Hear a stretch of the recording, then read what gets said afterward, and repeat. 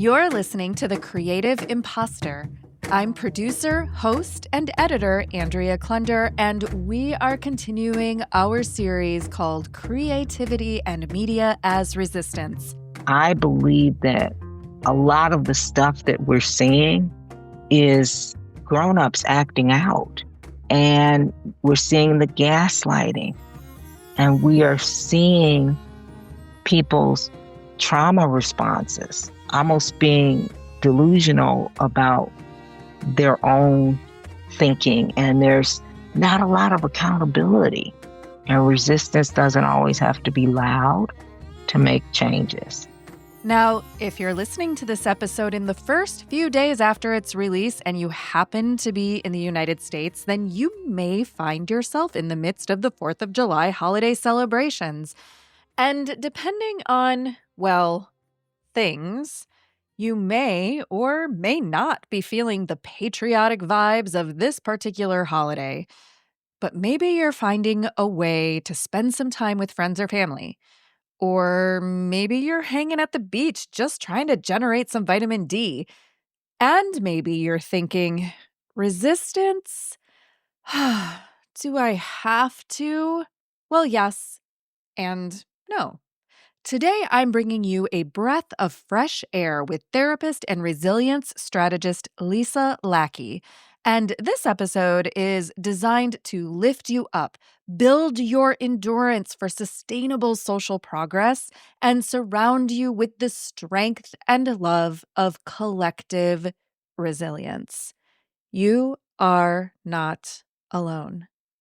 In case you're new here, I wanted to let you know that this particular series is also live streaming on video via LinkedIn, Instagram, and YouTube Thursdays at 3:00 p.m. Central Time for the foreseeable future.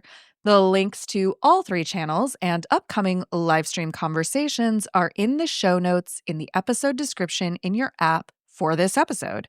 So if you want to join us live, put Thursdays at 3 p.m. Central in your calendar. Or if you want to see our bright shining faces in the replay, head to YouTube or LinkedIn now. In this episode, you'll hear Lisa talk about something called the second knowing. Now, this is a community circle that she is facilitating that is already in progress. We just had week 1, and I felt so much better after that session. But the second knowing also refers to a particular stage of transitional wisdom that you may find yourself in now or in the future. So don't worry, you haven't really missed anything. I do recommend that you follow Lisa on Instagram, LinkedIn, and get on her newsletter at lisalackey.com so you'll be ready when the next circle or program begins. Also, I'm curious, are you someone who is already showing your resistance through creativity and or media? If so, I'd love to hear about what you're up to. Send me a detailed email or voice memo to andrea@thecreativeimposter.com, and I will likely share it on a future episode. And P.S., if you happen to be currently podcasting or dreaming of podcasting, I also have a secret podcast feed called the Podcast Envy Exclusive just for you. This summer, I'm exploring insights that I've had from serving as a judge for a podcasting awards program for the second year. The Podcast Envy Exclusive is free when you sign up with your email and then add it to your podcast app of choice. The link, of course, is in your show notes. And now, here's my conversation with Lisa Lackey. All right. Hello and welcome to the Creative Imposter Live. This is our very, very, very first Creative Imposter Live with a fabulous guest. I'm your host, Andrea Klunder. I have with me an incredible first guest who is Lisa Lackey. And I could say a million things about Lisa, but I'm gonna read her LinkedIn. Isn't that lame to read somebody's LinkedIn bio? Yeah, you know. I like it though. You have a good one. Well, do I? It took me probably about 20 times. All right. So Lisa Lackey is an executive resilience strategist, helping leaders prevent burnout and achieve sustainable excellence. Lisa's also the founder of Insideout Living and has been a therapist for many, many years. I got to know Lisa's personality, Lisa's philosophy, Lisa's messaging, Lisa's purpose pretty intimately when we were working together on her podcast project a few years ago called Inside Out Conversations. Yes, yes. Yes. And Lisa's one of the wisest people that I know. And I thought that it would be great to bring you on, Lisa, to talk about this theme that has come up in my life called creativity and media as resistance. And a little backstory is that as a creative individual, as a media producer, as a podcaster, this year's election was not favorable in alignment with my values and what I think is important in the world. And I got hit pretty hard with a case of overwhelm, defeat, hopelessness, despair. My body started to get heavy. Everyone was like talking about, oh, well, we have to mobilize and we have to resist and we have to do this and this. And I just really felt like doing nothing for a very long period of time. And I was in a therapy session and talking about this. In fact, this is the whole reason why I signed up for a new round of therapy sessions. And, she was encouraging me. She said, well, you're a creative person. Are you creating anything for yourself right now? And I was thinking, creating something for myself? I mean, who has the time or the energy to create something for themselves right now? That's so selfish. Or like the world is on fire. How can I take a pottery class or something? Like it just felt so counterintuitive to what I felt like. If I'm going to do anything, what I should be doing is not necessarily focusing on doing something creative for myself. And she said, well, the powers that be in opposition to the world that we want to create, they want you to feel that way. They want you to feel numb. They want you to feel defeated. They want you to feel like doing nothing. Because if you're doing nothing, you're not standing in their way. And so she was like, what if exercising your creativity, nourishing yourself creatively, what if that is part of the resistance? Because the more that you can nourish yourself creatively, the more that you're filling yourself up to be able to take those actions that will matter in your community. And I was like, ding, ding, ding, I have an idea. Mm-hmm. And that brings us here to this moment. And so, when I hear resistance, Lisa, my first thought is like, strong, action, fight, go, protest, resist, grit your teeth and dig in. I'm curious for you, when you hear resistance, like what does that bring up for you? What does that mean for you? So, as a woman, as a Black woman, as a woman in her 60s, as someone born in this United States, what comes up for me when I hear that word is exhaustion. What also comes up for me in terms of creatively is how do I use nurturing myself as resistance? And so those things for me are, you know what? At this stage in my life, just like we were talking about before, no more protests for me. I love the people that are doing that. But that's not how I choose to resist anymore. I also realize that my work is helping women to come back home to themselves and learning that every battle is not ours. And even the battles that are ours need to be fought from a completely different place. And for me, that's meant more meditation. That's meant more journaling. That's meant connecting more with women that I find community with. It's taking care of myself. And how would we connect the dots, when you say taking care of yourself and being in community with women, how do we connect that to making some kind of change or creating or manifesting or envisioning the world that we want to exist within when there's all these fights to be had? Mm-hmm. Mm-hmm. How do those two things relate? Well, for me, it's realizing that if I'm not taking care of myself from the inside out and I'm not with other, for me, women that are wanting to be on that same path, then I have nothing to give. And then I'm going in all different directions, which I have for a lot of years. And I don't have time to listen and to return to myself and look at what is it that I can offer that nourishes both me and those that I'm offering to. It means not working harder than the people that I am in relationship with.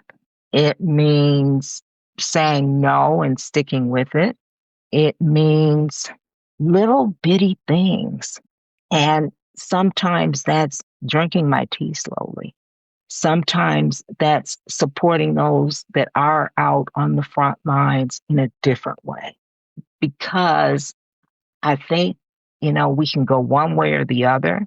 We can go into high pace, fight, flight kind of mode, or we usually think there's just two speeds, and that's collapse, faint, fall dead.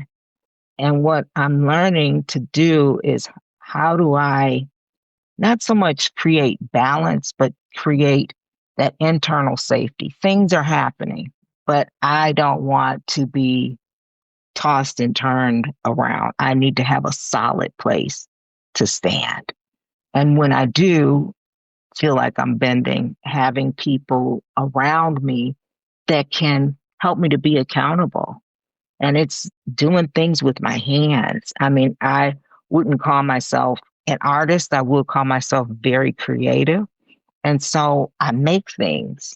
I paint, I color, I make little booklets for friends that are encouraging, things that make a difference where people feel seen and heard and identified and not lost in the shuffle of life. I want to talk a little bit more about this idea of helping people to feel seen and heard, because one of the organizing questions that I had around this series is how do we all support each other in whatever work that we're doing? Some of us are out there protesting in the Mm-hmm. streets. Some of us Mm-hmm. are making phone calls to government representatives. Some of us are doing letter writing campaigns. Some of us are Mm-hmm. volunteering. Some of us are donating money. Some of us are working in nonprofit or activist organizations. And some of us are just trying to manage our own well-being in our own home, in our own household, and, you know, do what it is we need to do to take care of ourselves and our families. So this idea of supporting each other when a lot of us are already feeling depleted, how do we go about providing that support for the other people in our community who are doing the good work when we ourselves may be dealing with low energy or our own challenges? Mm-hmm.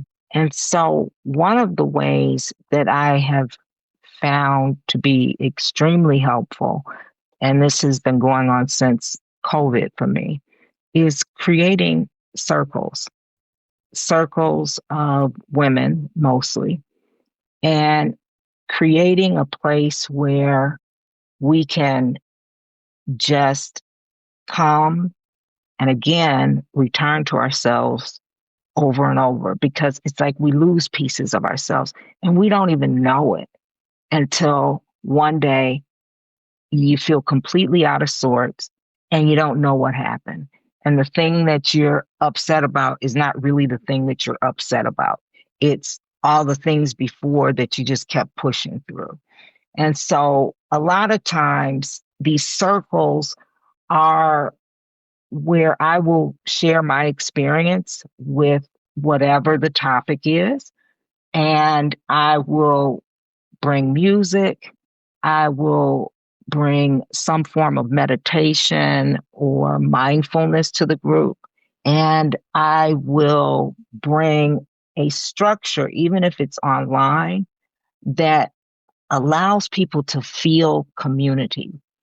And so there's interaction. There's interactions with the larger groups. There's interactions with smaller groups. And one of the things that has been really important for me is sawubona, which is a greeting. And that greeting means I see you. And it's not just like, I see that outfit you have on or, the way you're wearing your hair, but it's almost like I am seeing you through my heart. I'm seeing you through my soul. And what I'm seeing in you is not just everything that's good, but all the stuff that makes you you. And in that seeing, what's transformative is I see me and I feel courageous enough to see me in ways that alone and outside of community and outside of safe circle that may be a little bit more difficult. And when we see each other, it's not just that we feel noticed and not ignored, but we feel alive. We feel a connection. And circles bring connection. And as human beings, we're wired for connection. And we're living in a world that is so disconnected. And at times so scary that disconnection feels like the right answer. And it's completely contrary to who we are as humans.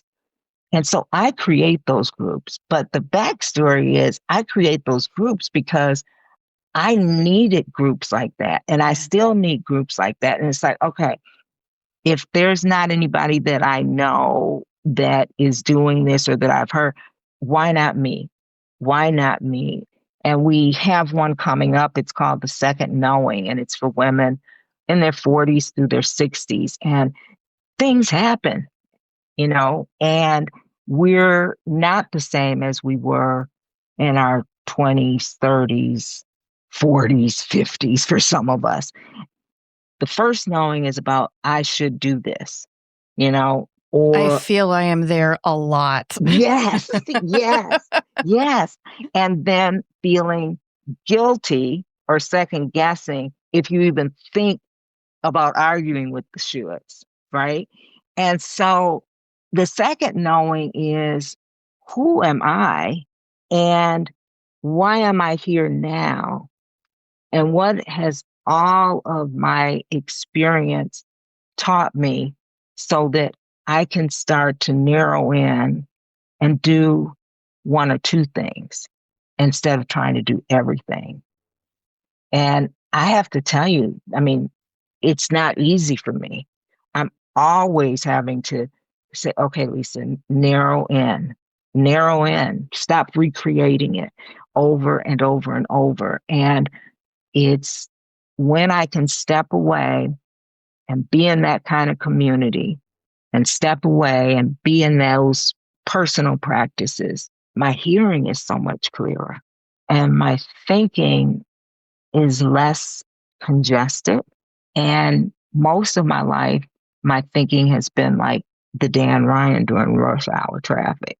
And for those who do not live in Chicago or travel through Chicago, it is a very congested, very busy main expressway through the city. So yes, it's that stereotype of Chicago driving. Yes, exactly. And so I just think that when we are able to learn how to regulate ourselves internally, it sounds drastic, but it's true. We'll live longer, we'll be in better relationship with ourselves and with others, and our minds get to expand and create in ways that we may have long forgotten about or thought that ship had sailed. Yeah, I like this idea of a circle because I think originally the question stemmed from how do we lend support and give support to others when we are feeling depleted. I like the circle notion because it's not a give take, it's more of like a circuit of energy Yes, that sort of goes around, and so it's not a back and forth. It has a different energetic quality to it yes, where there is no energy being taken or depleted. It's being that's put right. back into the circle. And also thinking about how there is a tendency when you're feeling overwhelmed, when you're feeling exhausted, to want to disconnect, to want to say, the only thing I have energy for right now is laying on the couch and watching Netflix for 8 hours or Yes, something. yes. Yeah. And sometimes that's the best choice. Sometimes, not Yes, always. not always, but sometimes that's the best choice. And so I think, yeah, knowing that you do have a support structure, that can be really helpful because when it's just like, oh, well, call a friend and get support or, something, sometimes that unstructured notion is a little bit harder to engage with. But having this is the group, I know that we are all here for a certain intention. This is the time that we meet. This is the way in which we meet. I think sometimes that structure can help us. Do you have any ideas around why that is that sometimes having those not I don't want to say formal, but those intentional communities or structured communities can be a really important piece in our total support toolkit? I think even more so because what's predictable today is that everything is unpredictable. And what we knew literally yesterday as norm could change by this afternoon. And I think that the circle itself, like you were talking about, what that represents, and the structure, it represents safety, it represents trust, it represents consistency. Someone's going to be there, even if the whole group is not there. And that structure is even laid out through the format. So the format is the same every single week. And so you don't have to think about it. And I think that there is so much that we have to overthink that you can kind of come in with your shoulders down, expecting to exhale. You can expect that if you can participate as little or as much as you'd like, and that we're not coming in as whatever our titles are in the world, but as women joining, collecting ourselves, collecting each other, and honoring the sacredness of the circle. First of all, this phrase, the second knowing, I love it because it sounds so like, I don't know, like so metaphysical or something. Like it has like a little air of mystery to it. It speaks to that idea of wisdom. Where did this come from? And did it just come out of the ether? Where did this concept come from for you? Well, I don't think that it's new. I think that it's evolving, and there are practices in my life that have to be mostly consistent. They're not perfect, but mostly consistent. And for me, I must have time to myself because I'm easily distracted. I must have time for meditation, and that doesn't mean I'm meditating for, you know, 15 hours a day. It means sometimes if it's 5 minutes that I have, I need to do that. And what does that look like for me? It can look different ways. I could be walking and counting my steps. I could be listening to some gentle music. I can be focusing on all the wonderful Black women that have come before me and the ancestors and their power and their wisdom and their majesty. I can write. And so for me, in those times, there's a knowing that I get in touch with that's much deeper and more expansive than when I'm just trying to figure things out up here. And so for me, that second knowing is I learned to use what has been given to me, intuition, insight, the wisdom that others have passed on to me. And so I can run things through those filters rather than the limitation of my brain. As a person that has been a therapist, was a therapist for a long time, and now coach and facilitator and speaker, like being in touch with my body has changed everything because the knowing comes in through my senses. And if I'm just living from here to here and I'm running around in my first knowing, doing what I should be doing what other people think I should, all this stuff, then I'm just here to here. And I'm not aware of what I call the bigger brain. And that's, our body, our gut, our intuition. And so for me, that's why it's a second knowing. And I think that when women get into their 40s, 50s, 60s, and beyond, you learn more about yourself and you take an assessment of what has worked and what hasn't worked and what has not worked that I kept trying to make work. And so there's a humility that comes with I need to surrender a lot of the things that I think I know and be open for newness. What I think that I do well and narrowing it down. If you're like me and like many of us, there's more than one thing we do well. And what's going to make the most impact for legacy kind of change.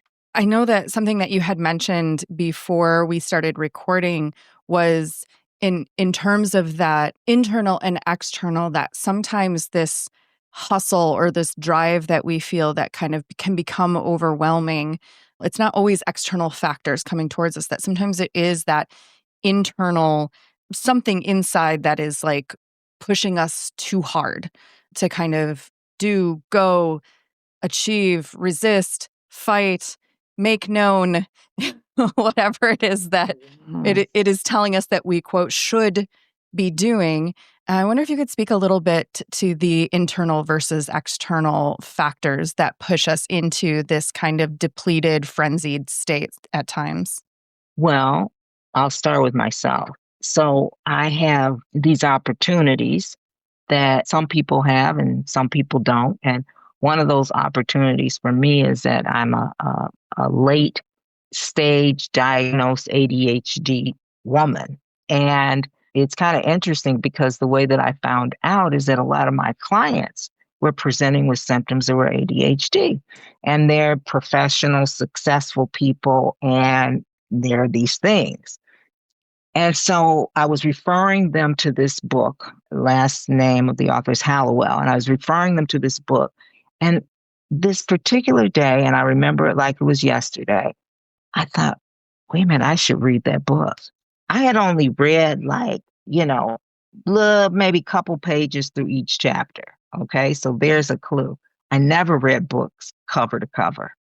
And once I realized what was happening for me, and then I, went and had it checked out, it opened the door for me of why there's always a new idea and why there's a mind that just keeps going and going and going from the time I open my eyes. So those are some internal things. So somebody else doesn't have ADHD, may have busy mind or negative thought patterns or these kinds of things. And so before I would try to control it and fix it. And what I realized for myself is those things about me are true. And I have to accept them. And I have to give myself room so that that's not impacting me as much in these other areas of my life. So what does that look like? Well, I know that the best times for me is preparing, that waiting to the last minute for me is going to be grueling. I'll get through it and maybe even in a great way, but it's not taking care of myself. When I understand and accept these different parts of me, I know that it doesn't make me better or worse or not enough or this, that, all these things. I just know that it's my responsibility to work and to try to put as many systems in place as often as I can to quiet that internal. So the meditation, the writing. And so there's so many things that are going on internally, and we are being bombarded with information all the time and triggers and all kinds of things. And I believe that the only way that that can shift a little bit is if we find those spaces. I can feel like I'm saying the same thing. Find those spaces over and over to be quiet and to be in community. I mean, it's good that you're saying them over and over again because we need to hear them. It used to be that the marketing expertise was that someone needs to see a message like 7 times before they're ready to take an action. And now I think it has actually shifted. Experts are saying like 7 to 15 times before somebody will, because we have so much overload and we're so distracted and there's so much coming, that now it's not enough to hear it once. It's not enough to hear it 7 times. You have to hear it like 15 times. Oh my gosh. And then that message, that external message is competing with those internal messages and it's a collision. I'm telling you, these are not things like, I don't ever want to give the impression that I am on the other side of this. This is a daily practice. And it's one that, again, I think that if we can call it well-being, that if we're not tending to that, our lives, the quality of our lives is less and less we're living shorter and shorter periods of time that we can even remember. It's like, what happened earlier? I don't know, because I've gone on, to the next thing and I haven't. So I think that your therapist was really wise in saying, okay, this is exactly what this group wants, is to get you distracted to the point where you're either running like crazy or where you're just almost flatline. And there's so much gaslighting. And what we're also doing a lot of lately is questioning ourselves. Like, wait a minute, didn't I just hear that? Wait a minute, didn't I just see that? And so giving attention and slowing and connecting is what I think will not just get us through this, but have us become more. Do you think that we are collectively, as a society, as a nation, as people, as a species, as a civilization, do you think that we're still on a path of like moving forward and bettering ourselves and improving? Or do you think that we are, in fact, sliding backwards? So that's a big question. I know, it's a huge question. It's a big question. I feel like people that are stepping back and returning to themselves and listening on the inside, tapping into that second knowing, we're sharpening. Mm. And it's hard. And it's progress, not perfection. And I believe that a lot of the stuff that we're seeing is, grown-ups acting out. And we're seeing the gaslighting. And we are seeing people's trauma responses. We're seeing them almost being delusional about their own thinking and health. And there's not a lot of accountability. And so I think that there are those that are standing firm there because power and control is the most important thing for them. And I think that there are a remnant of people that are seeing through that and changing from the inside out. And resistance doesn't always have to be loud to make changes. And so I'm not without hope. And I also know that we are in a place where if you're separated from yourself, you're not going to make it. And you can't stay connected to yourself without being connected to other people. The last question that I have for you around this, I think it's the last. I always say last and then something else pops into my mind. The last question then is, you said that you're not without hope, but it can be hard to keep going. It can be hard to keep sharpening. It can be hard to stay focused and keep that hope and keep that faith going that we are, improving and moving forward, and all is not lost in this moment. Why do we keep going when it gets hard or when it feels hopeless? Why do this at all instead of just throw our hands up and say, well, 8 hours of Netflix on the couch is it, and that's I'm not doing anything harder than that. Right. And so, unfortunately, for my people, there's always been a measure of hard, a hard that others didn't have to experience. And that's in variations, right? And so getting through hard is not unusual. Getting through hard and preserving who you are and preserving the essence of who you are is what can be challenging. But we keep going, or at least I do. One, because finally, in my 60s, finally, and I'm a late bloomer, I'm not chasing a new version of myself.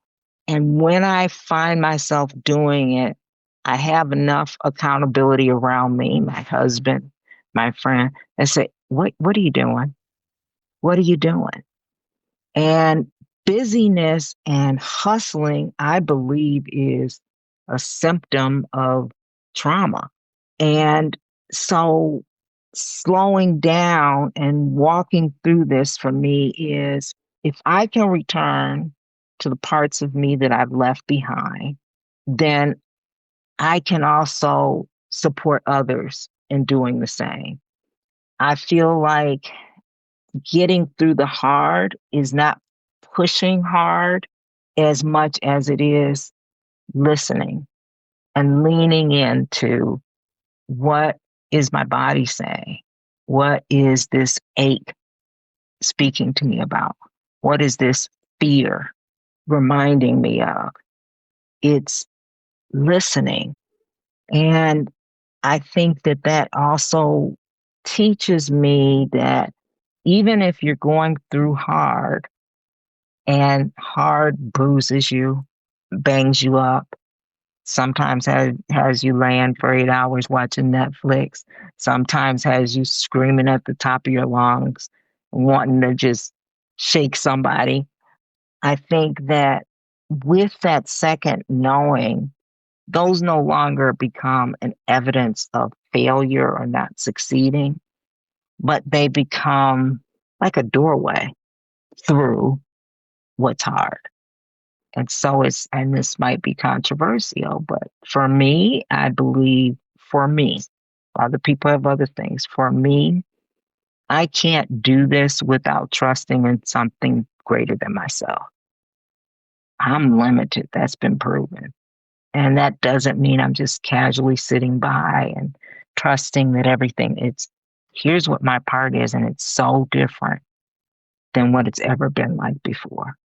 Yeah, I think that's one of the things that gets in the way sometimes is you think, well, some of these problems that we're facing and some of these challenges and obstacles, they feel so big and overwhelming. And like, what am I going to do that is going to make one, dent of a difference in some of these spaces. And it's very easy to get caught up in that and think, well, if I cannot personally change this or that or affect this or that, then what is the point in trying? And I think sometimes having that, whatever that faith is, can come in and sort of support that feeling of being sort of powerless. If you can kind of like say, no, I am a piece of something bigger. I am not just me by myself trying to roll this boulder up this mountain. Yes. And I may not see everybody else who's also working on it too all the time, but it's not just me. Yes. I mean, like that for me, and I don't always get to see it all the way through, whether it was when I was providing therapy or now in my coaching, is that if I'm working with one person or a group of people or an organization and their life is shifting, not based on me, but based on me sharing things that have been helpful for many people and walking people through a process, then guess what? That's going to make a change in their family. That's going to make a change in the organization. That's going to hopefully make at some point such a significant change that whatever that pattern has been that hasn't been working, that next generation has a clearer path. Mm-hmm. And it's so cool because every now and then I'll have clients I haven't seen in years and they'll call me because I've had the same phone number forever. And they'll just say, hey, just was thinking about you and I wanted to share this, that, and the other. And it's like, wow. And so one connection, because we're all connected, whether we act like it or not, whether we want to be or not, one connection has to make another connection, at least one more.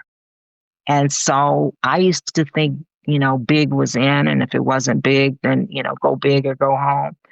And I don't think I'm made for that. I think the shifts that I've been able to help people make are groups at a time, small audiences at a time, individuals at a time, families at a time. And it's a ripple, just like it's a ripple when we're impacting people in ways that are harmful. This has been a flyby conversation. I told you it was going to go by really fast, even though we were talking about slowing down. Yes. Yeah. But you know why? I think because, again, we don't have a lot of spaces where we're talking about this. A lot of times we're talking about it in our heads to ourselves. Yeah. Or we'd say, oh gosh, they probably don't want to hear this again. And so we need that. We need that. I need your insight. We need each other's insight. Who would have imagined, this podcast series as resistance? And so, I just want to say that second knowing, I don't share about things I don't believe in. And I usually don't believe in things that I haven't experienced. And so the thing about the second knowing that I really want people to hear is that hopefully it becomes a reminder that our purpose isn't to grind or to shrink or to prove, and that mostly we are here to remember who we were before we digested all of that crap. And I think that the other thing is that if we're here to build the world that we long to inhabit, which was one of the things that you had talked about, we can't afford to not be in spaces that bring us to quiet, that bring us to internal reckoning. And sometimes, again, it's not always a megaphone. It can be a whisper, a small thing that can make a huge impact on you and those that you impact. And so I'm hoping that women will come and be a part of that. Because I think when we get together and it's safe and it's sacred, there's so much wisdom and healing that comes from it. That is a beautiful place to close our conversation. Lisa, thank you so much for Thank taking this you. time and hopping on video of all things with I me. know. I know, you guys. I'm like, wait a minute, we're on video? I have 5 minutes to try to put on some lip gloss and a necklace, but every conversation with you is a conversation that fills me up and makes me think again. Awesome. Creative Imposter audience, you can follow Lisa on LinkedIn and Instagram. Thank you for joining us for this series on creativity and media as resistance. Thursdays at 3 p.m. Central on LinkedIn, YouTube, hopefully Instagram if it will play nicely with us. The replays will definitely be available on LinkedIn and YouTube. So I would love to get your input and hear your thoughts as you move your way through this series with us. Thanks again, Andrea. Thank you. The Creative Imposter is produced, hosted, and edited by me, Andrea Klunder. Our theme music is by Jovia Armstrong. And this week, I'm asking you, how can you create or find intentional spaces to nurture hope and inspire collective action?